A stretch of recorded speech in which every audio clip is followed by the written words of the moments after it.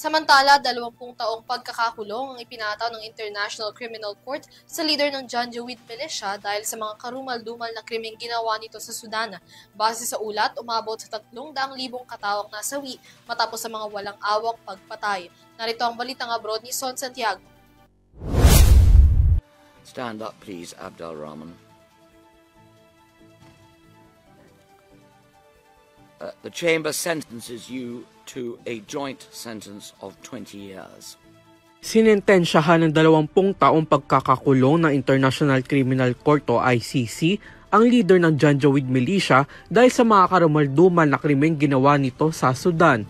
1 judges nitong Martes ang sentensya kay Ali Muhammad Ali Abd al-Rahman, 76 na taong gulang. Matatandaan noong 2005 pa unang isinampa sa ICC ang kaso matapos itong i-refer ng United Nations Security Council. Ngunit itong Oktubre, formal siyang hinatulang guilty ng ICC sa 27 counts ng war crimes at crimes against humanity. Kabilang ang murder, torture, rape, persecution at sapilitang pagpapalikas sa mga residente doon. Ayon mismo sa ICC Trial Chamber, hindi lamang siya ang nag-utos, kundi personal din siya lumuhok sa ilang pagpatay doon. Bagay na iginiit naman noon ng kanyang legal team na isang mistaken identity. Ang krimen kasi ay nangyari mula 2003 hanggang 2004 nang pinamunuan ni Abd al-Rahman ang Janjaweed, isang pro-government Arab militia na umatake sa mga non-Arab communities sa Darfur, Sudan.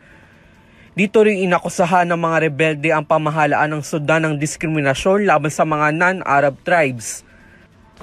Naging marahas ang pagmobilisa ng Janjaweed ayon mismo sa iba't ibang report.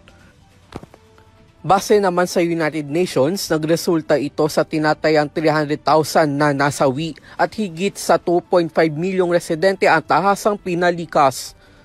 Mayroon naman 30 araw na palugit upang magpasa ng apela ang ICC prosecutors at ang kampo ni Abd al-Rahman sa nagisentensya nito.